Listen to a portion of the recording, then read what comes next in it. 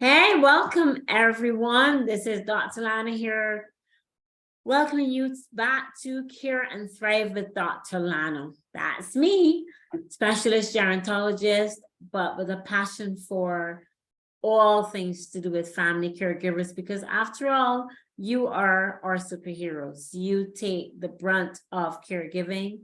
You wear the cape, but sometimes, you got to take that cape off and put your oxygen mask on first. And so far, we have been talking so many different topics on self-care, facial care, and just mindset of joy and practical things of making your schedule and so on. But this is a special, as we've seen before with our other episodes, this is special. And so what I want to do, what I thought I would do for all you special people is bring in some special guests who've had that experience. Some of you, well, clearly, I'm not the male person.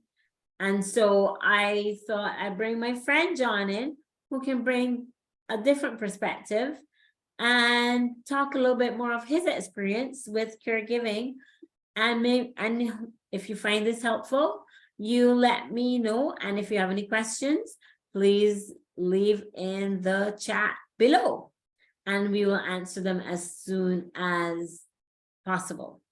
So welcome, John Rodarte. John, that's an interesting name.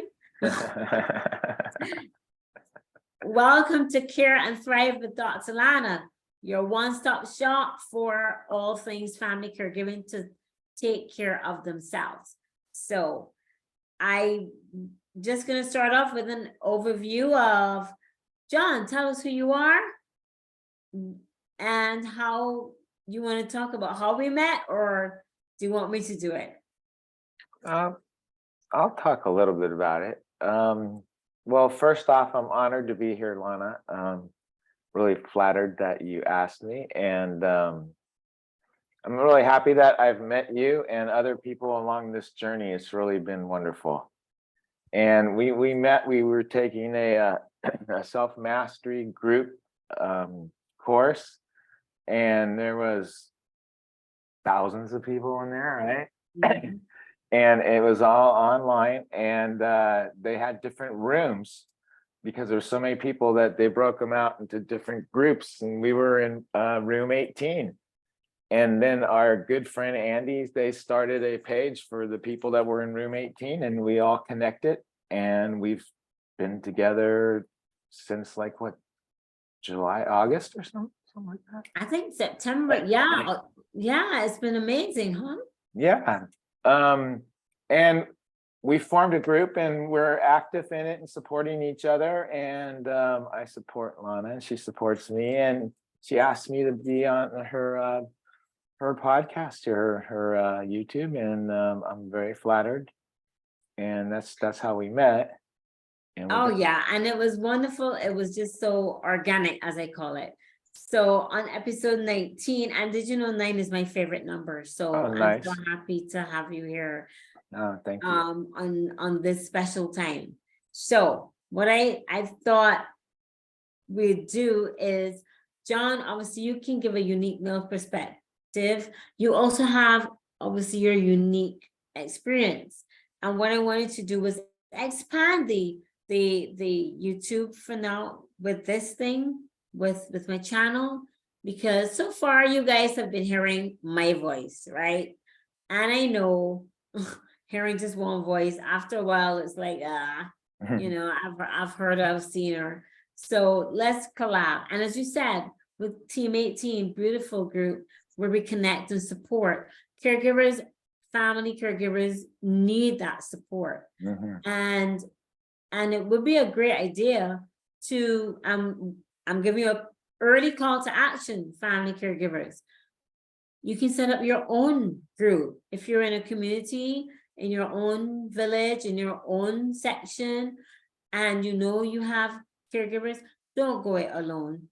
That's the worst. Right. if you can find someone, one, two people that you can share your experiences with, it's great, because I always say, and I love this expression, I heard it from an old teacher, a problem halved, shared is a problem in half. Oh, So you don't yeah. have to carry all that burden on your own. So John, before we let you, so that I don't talk all the time, we're listening to you. And who are you? Who would you say you are? And can you spell your name, Rodarte? Do you know what it means? Just put you on the spot. Do I know what it means?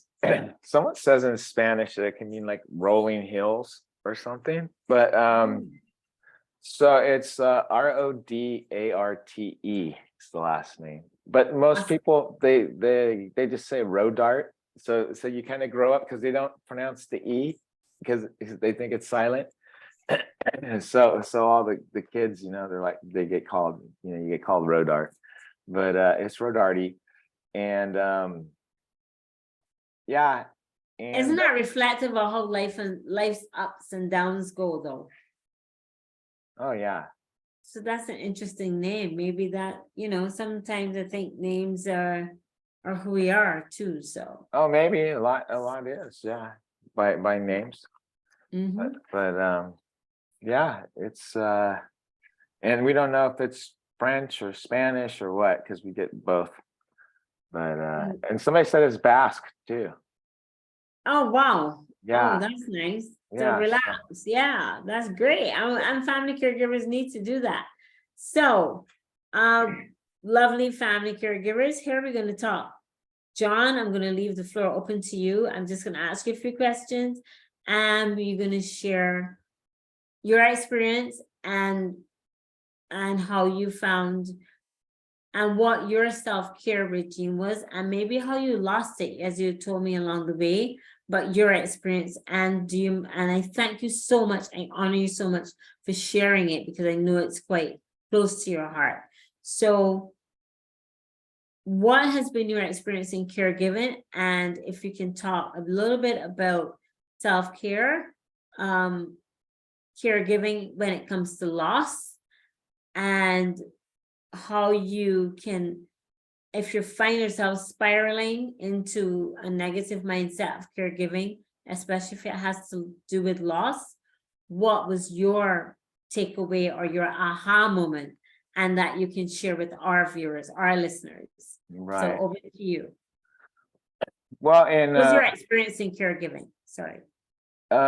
in 2019, my wife got diagnosed with colon cancer, which was that was a hard year because my aunt passed away, then my dad passed away in February, and then my wife got diagnosed in around like God, I think it was maybe like mid-February or March. And then so it was my experience with my wife, because she was already stage 4 by the time they found it. So they were just talking about doing palliative care just to make her comfortable, or maybe they could do some treatments that might prolong her life by a couple of months or something.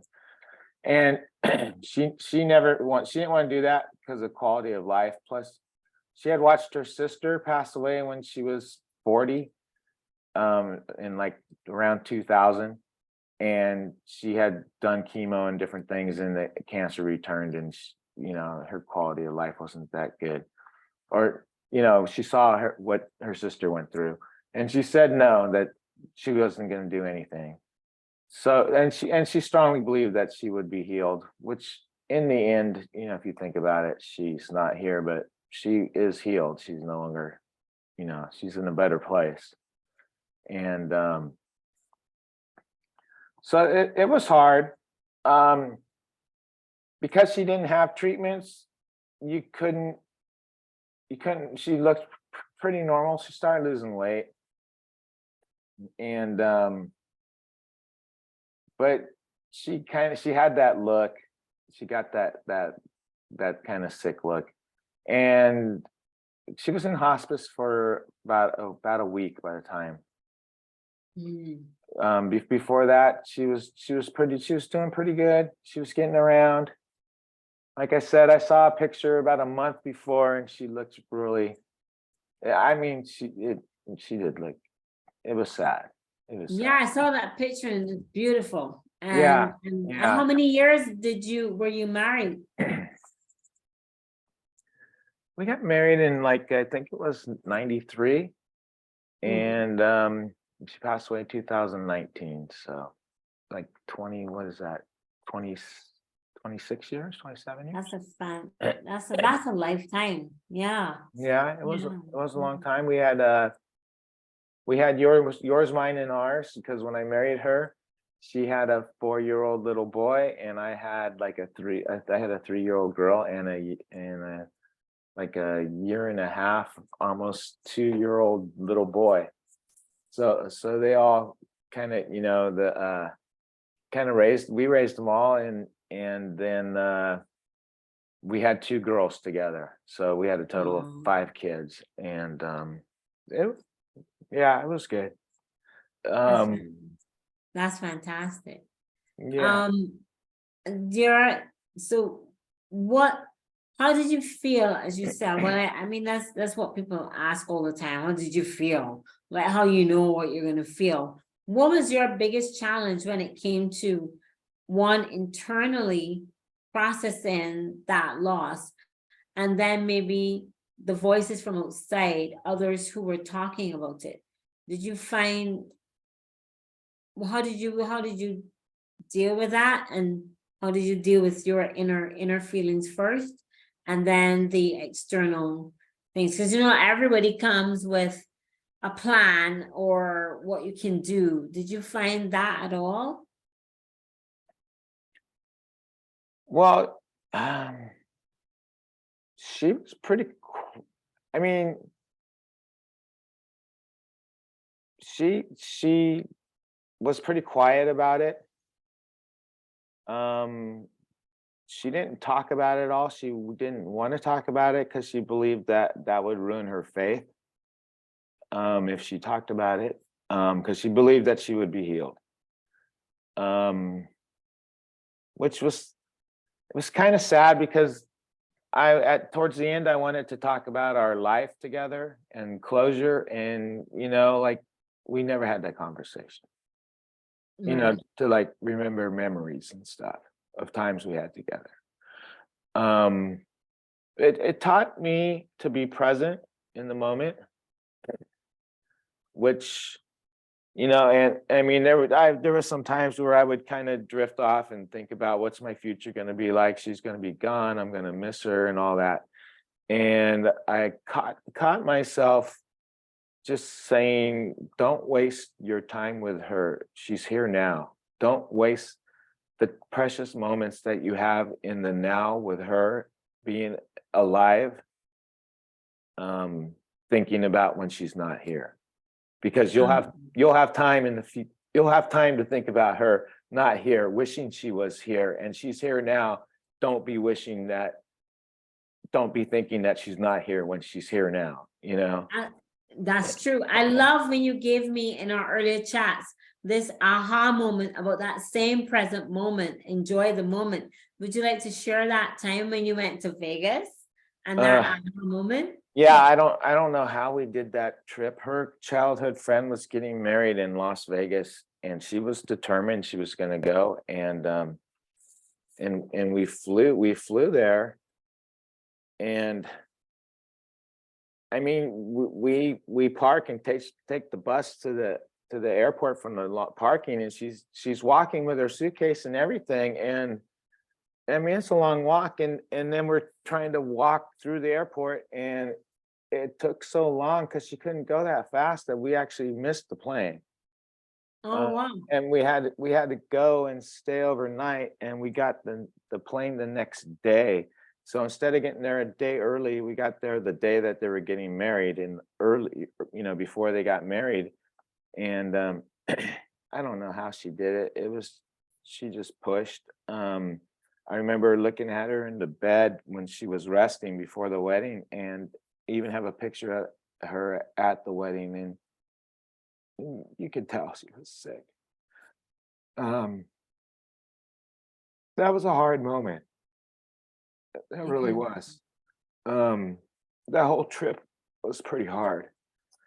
There was a few times that, like the time I saw her in bed when she was resting before, and she was taking a nap, and she just looked different, you know.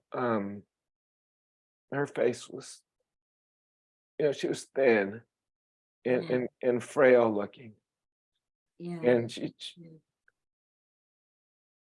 And so I know, John, I can see and I feel feel it. And I'm so honored that you shared that. And there's so many family caregivers out there who are going through this right now, or maybe have gone through it and are still not feeling as though they've been healed. And so, or feel as though they've got any closure, or feel as though they missed they missed their window. And you know, just doing things, what you said, living in the moment, recognizing that we do. I find in all my years of even though this is not a medical channel, but having dealt with patients who are ill, they just get that burst, like the body just says, I'm gonna do this, I'm gonna give this extra for right, myself right, for before I go. And it always seems to be like this burst of like hurrah energy just to give it. So knowing family caregivers that yes, it's hard, yes, it's tearful, it's sad, but what you can do, and I invite you to do, and even if you think you can't, think about it. Think about the possibility of just living in the moment, of remembering and taking pictures as many as you can. And for those who are in the care, who are those who are being taken care of, share, you know, would you share the moments, cherish moments? You don't want to force it on anyone, but you do want to share those moments, you know? You right, don't want to get them, because it's like going to be one moment in time, like a time capsule of it, as it were. And you can always pick those back out. Oh, remember when? You know, it does help with the grieving process, because loss, and we often don't, we're not a society, certainly not in the Caribbean and just generally, that don't want to talk about loss. But when we're in that caregiving moment, we do have to prepare. And that loss is always in the back of your mind, isn't it? And when you're facing it, it's a different story, true. But what I would say, what would you agree? Call to actions, and think, family caregivers, dear ones, enjoy the moment, relive the special times, do something extra special. She did Vegas. I mean, Vegas, right? yeah, yeah, yeah. Can you imagine?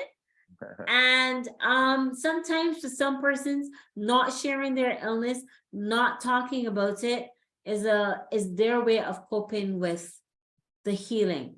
It is. And go ahead. It is a way for them to cope with the healing, and Yeah. it, as a caregiver, it's an honor. It changes you to And to care for someone and to love that you love, and it really shows you what really matters in life. Most of the things in life that you argue about, or you get upset about or something, they don't matter. None of that matters. You know, like you ate the last cookie, or did you, or whatever, or you get mad because you whatever, it doesn't matter. It's an honor, just like anything you need. Okay, your back hurts, let me rub it. You're this, you want this, or you want something, I'll go get it for you. Anything I can do for you, just tell me. I'm here for you. That's it. Just to be there for somebody in a loving way, not like I already got you that before, or you know, or I just went upstairs and now you want me to go back down. None of that. That doesn't matter. No, It's anything you want. There's anything I can do to make you comfortable, anything I can do to show you I care for you. I love that. I Yeah. love that. So it really brings us back to be here now with your Yes. loved one. Be here now. Just make the present moment count. Look at the gratitude you have, and the loss will come, but the gratitude will kind of take you through, and realizing what really matters. Does it really matter if you have coffee or tea when there's so many more things important? Does it really matter, No, doesn't those matter. little things? So how would you say I know what got you through after that, for those who are listening? Were there any lessons that you learned? Was faith a factor? And how did that help you to learn and grow? Um, you become aware. Well, during the process, while they're still here, you learn to not go into the future or not think about what's going to happen, what's my life going to be like. Worry, because like I said, be present with them because you'll have time to grieve later. And then when they're gone, it's just empty. You're alone. And if you're not good at being alone, or even, I don't know if some people are, it's a change because you had someone there, even if they were just in the other room reading and you were watching TV, but there's still this person who is in the house who, you go to bed and you snuggle up against. They're gone. They're gone. Yeah. Yeah. And it's only now that I can kind of sit in silence and maybe read, because you need a distraction of the TV or music, or you find yourself just pacing, you know, go outside or pace in the house, almost like an animal in the cage, because you don't know what to do, because you have all this kind of energy. You just need to move. You need to move because you can't sit. You just like, The I void is there, and you want to replace the void. And that's a human tendency to it like is. replace that void. And I know you remember you saying this, like acknowledging the void is there. Initially, you're going to have your your reactions, and that's grief. But and so family caregivers listening, there's a void. There's a void. And that void, it's an empty space. There's a chair where they used to sit, and that space is empty. You come in and you expect to see them in the chair. And No, sometimes, people say, well, I actually thought I saw them in the chair. But it's because the memories were so tight. right. But the love was also so tight, and that's something you can hone in on. So I love that so it's perfectly normal, it's perfectly acceptable to have your bit of, denial bit and just go off and not go off, but like try to find a way to deal with loss and cope with that, and cope with it in a healthy way, so that you don't end up in a spiral Oh of yeah. darkness that just doesn't take you anywhere healthy. No, you have to be careful what you say to yourself, and you have to listen to yourself talk, because you can definitely go into a spiral. Yeah. And So how did critical self-talk help you? And how do you think it can help others? I started to become aware of, well, through other loss in my life, other times when I had experienced loss, like going through a divorce, that is a traumatic time too. And It is. you, I've been divorced, and yes, the trauma is real. yes, and you can just get yourself deeper and deeper in a hole. You start thinking, Yeah. well, if I would have done this, or if they would have done that, or this would have changed, or I should have known, or do they care about me anymore? You know, they told me this, they told me forever, they told me they loved me, and then now they're gone. Did they really care? Did they abandon me? And then you go into all this, you know, if you have abandonment or anything else, or you know, am I worthy? And so you you really have to be aware of what you're saying and say, no, that's not true. That's a lie. I'm making up a story. I'm thinking that I'm trying to control by thinking what their thoughts are, or thinking what the outcome's going to be, or if I do this, this will happen. If I do that, somehow, if they only knew this, they'd come back, or something. You know what I mean? It's just, you're trying to make these Oh, yeah. stories. Yeah, Been there, I'm saying. and it's just your With the ego divorce trying, bit. it's just your ego trying to control an outcome, because you don't know the outcome, because it's not in your control. You can't control anyone else. You can't No, make them feel for you, but you want to, because you want to feel secure that you have control and a say in this, and you want to play God in the whole thing and say, this yeah. is how it's going to work. I know it's going to work like this. And that's absolutely true. And caregivers, because you wear that cape of control, you wear that Right. cape of I take care of everybody, you wear that cape of this should be a certain way. When Right. it isn't, it takes you into that spiral. And yes, and divorce is a loss as well. And a lot of family caregivers, the majority of whom are female, and I'm so thankful to you for your presence to really highlight that. Well, if 61% are female, when there's 30-something% that are male. So guys, don't feel left out. You are in this, and you will be going through your own personal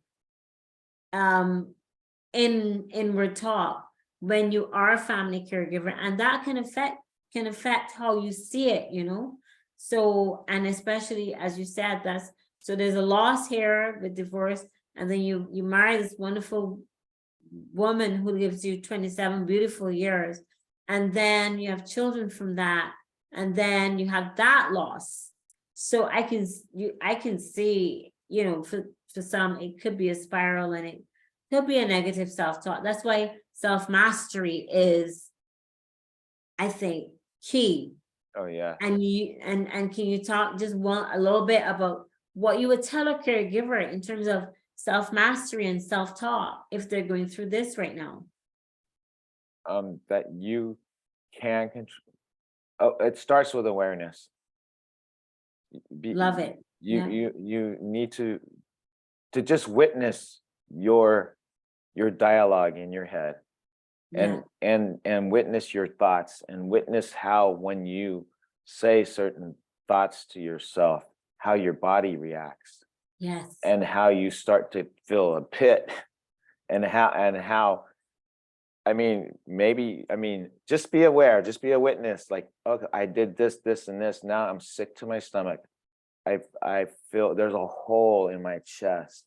I feel, what you're just like in the fetal position or something. And just become aware of that, and witness that. And then once that happens, then you can say, oh, when I say this, this, and this to myself, then my body reacts. Then I do this. And when you start to get into that, you can go, no, come back to the present. Don't go back in the past and go into the memories and your loss. Don't think about what you lost. Think about what you gained for all those years you had that person. I love that. Yes. Oh, I love that. Yeah. Yes, because you gained love and memories and shared experiences, and you didn't lose those. Those can never be taken away from you. No, that song, memories don't leave like people do. So the No. memories remain. Yeah. Right. And have gratitude for that time, and then gratitude for being in the present, and then gratitude for the future that's going to be created for you. Oh, I because love that. I you love have that. you have a future, and don't think out of fear, because if you're in fear, you'll think that the future will never, you'll, oh, will I ever find anybody, or will this, what will I do? But you don't know. No, And bring, be grateful and bring the future, create that future by living, and not just trying to close up. Keep your heart open, and oh, and love live, you know, because it changes you, because it. it shows you what it feels like to love someone unconditionally, and you can take that into your next relationship, because you won't be as petty when you're with that person, your next person, because you know that at any moment that they might not be here.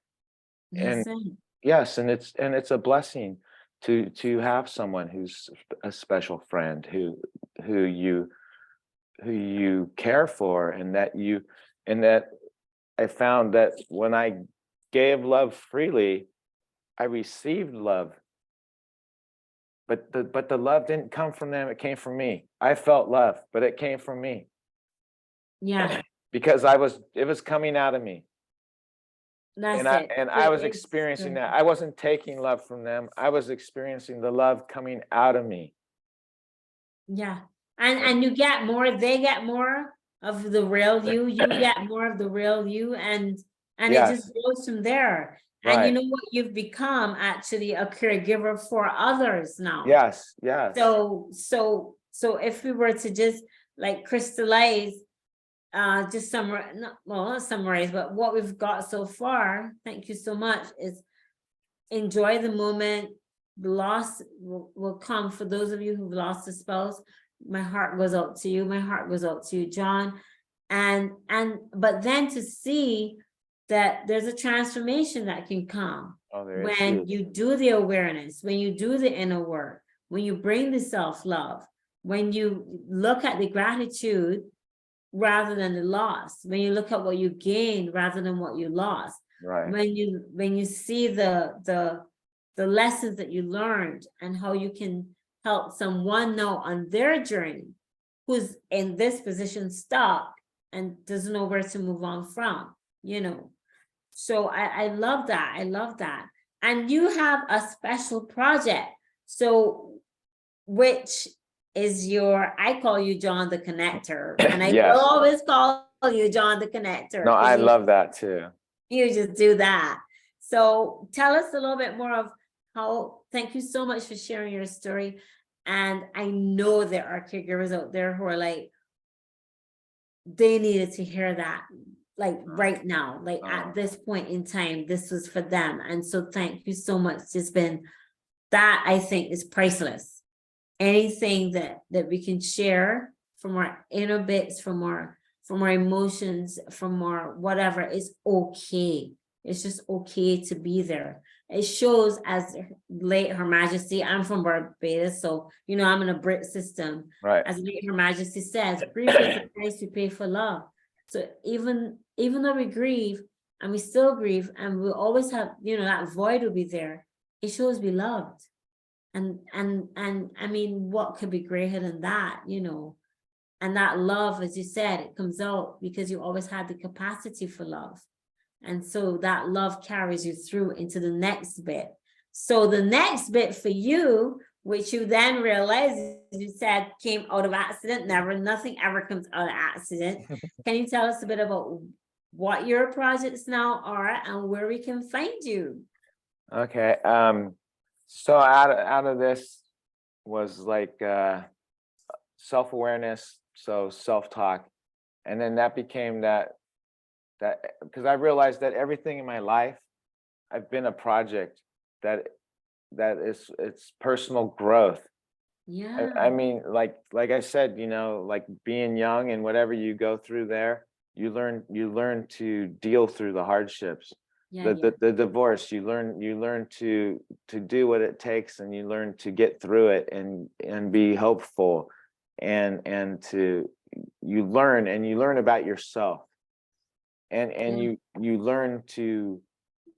I really feel the lesson that I really need to learn, that I'm still learning, is to be okay to be alone by myself. Yeah. Not that I not that I not to find someone to complete me, but to find someone to share me. But I'm okay with me first. Be- That's important. because at different points in my life, it's gonna just be me. It's always gonna just be me. In the end, it's just you.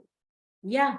And yeah, exactly. And so you got to be okay with being you. Yeah, to be okay and be joyful just being you, and then bring your joy to with someone else. A full cup, right? Yes, yes, A full. to give an outpouring from the saucer, like you said, that you're a overflow. You have a cup that's overflowing, and you're giving from the saucer to the Oh, people. well, I can't take credit for that. It's from one of my great friends, Tanya, I our l- great friends and I our love great it. Tanya's. Yeah, I love Tanya, that. And isn't she got it? that from her great grandmother, It's all beautiful. give from your saucer, because your Give- cup is so over full. Don't drain your cup. And your cup has so much that it just comes out, and it keeps Oh, coming out. yeah. Oh, And yeah. I think that's awesome. So your project, you for others, is your, like, your bringing your joy from within, your lessons from within, and realizing what you had to do project John first, yeah, and for family caregivers, and for all of us, do project us first, which is where the oxygen mask comes on right, right. from. Yeah. And how has that been? What is that, and what is Um, project you, it's can you tell us just briefly what that is about, and how it yeah, how it brings others into self-mastery? it's teaching others to be that witness for their emotions, to Oh, I witness love that. how they talk to them, how they speak to themselves, because Mhm. that and out of that, I realized that you will only let people speak to you in the manner that you speak to yourself. So That is true. if you have respect for yourself and you don't degrade and speak, um, mean to Yeah, yourself, no, yeah. if somebody else speaks to you like that, you're like, oh no, you No, you won't even allow it, because no, you allow people, they'll treat you the way you allow them to treat you. yeah, And if you have bad self-talk and you tell yourself that, oh, I'm this and I can't do that, you will allow other people to do that, and you will agree with them. And maybe you won't say it that you agree, but you say, I deserve this, or they're right, and you will let people degrade you, or so you witness how you speak to yourself. And then when that changes, people treat you better because you have respect for yourself. And and then you've laid the line down, yeah. right, and then you witness how that you have worth and value, and then you start to witness your heart and your giving and who you are. Like you said, I'm the connector. I love to encourage and connect people, You are. and it makes me so happy to be like, oh, oh, you, like, Lana, you're a little treasure. And oh, I met like Dana over here, and you're almost like the same. You guys are doing the same kind of thing, and you're both like little treasures, and you two need to meet together and be, get your lights brighter, because you're both bright lights, and let them shine, Oh, oh, and share, and like share your knowledge and collaborate, and oh, build that's build a beautiful. community. And I love building the community, and then I love watching everyone grow together. It makes Awesome. me so happy to just see people, how they were by themselves, and they meet and they get in this little community, and then how they just start growing. And that's what I've Drawing, yeah. seen in this, our whole mastery group, Project 18, or Group 18. And that's what, Or your project, yeah, and Project U which too. is where anyone who's feeling like less than can join in. So Yes, exactly. I'm gonna, any family caregivers, you're feeling less than, you're feeling like that, um, feel free to reach out to John. Yeah, I have a course, and Yeah, you can reach me at John and then the initial E, and then Rodarte, RODARTE @gmail.com. Awesome. And I will leave that in the note below. Thank you Perfect. so Thank you. much. And I know you're a faith-based person Yes. and you trust that because you're not alone and there's a higher source. You tell me how that has helped you. Well, I realized that I'm not in control. And I'm at a point like now where I'm releasing control and submitting to his will. And I say, Lord, I'm as I move forward and take steps, guide my feet in the direction you want me to go, not the way I want to go. And open doors that you want for me. Yes. And let it be you, not me. And let me serve you and your in love and spread your love. And I love that. yes, I and love it's that. not me at all. This isn't for me. It's for him. It's my calling, what I feel called to do. And Right. yeah, And and we all have a purpose, huh? We're all so different. We all have yes, our purpose. We were made with that. And for right, me, that's our gift that we were given, and to lend that and give that and share that with others. There's nothing like it. right. So I love that, John. And I love I can't believe that, we could go on and chat so much more on this. Time just, where does the time go, right? I know. So please, family caregivers, I thank you, John. I thank you for sharing. It was really tough at times. It still is tough, but it's a work in progress, and we are all works in progress. So enjoy the moments and engage and acknowledge the spirals. Reach out when you feel as though you're overwhelmed, Yeah. and reach out to John for his project Yeah. next. Yeah. And learn and see how you can continue your self-mastery. Right. So is there like, if you were to say one word to a family caregiver, what would it be? Stay Who's present. suffering a loss, I should say. And suffering loss. Yeah.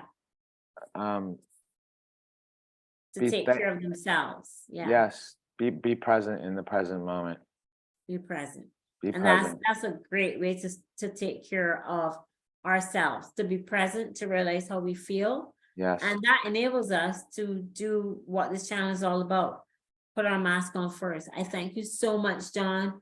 You are just a dear, dear friend. Oh, thank you, And Lana. it was an honor and a pleasure chatting with you and Thank you. sharing with you. And I know the community has benefited from it, and we'll see how that goes. So what have you learned, family caregivers? Thank you, John. What would you, as family caregivers, what are you going to take away from this? What resonated the greatest with you? What are you going to do tomorrow? Or what action are you going to take today? Tonight, write it down. What action would you take for your own self-care?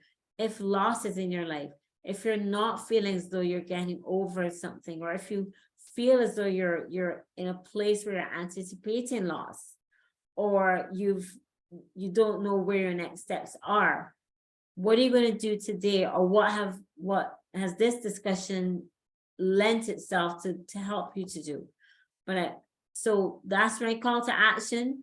Feel free to leave questions down below. Feel free to join, to connect with John. His links will be in the note below. And until then, remember always to put your oxygen mask on first. If you don't do it, you cannot feed anybody else. And you do that in your case, John. And I thank you so much for that insight. You do it with gratitude, you do it with self-awareness, and you do it with self-love. And so with that, everyone, I will welcome you until we see each other again. And until then, remember, care happy, care healthy, and thrive. So Bye-bye. Dr. Lana is signing out with John. Thank you. Thank you, And we'll Lana. see you on the next episode. Bye-bye. Bye.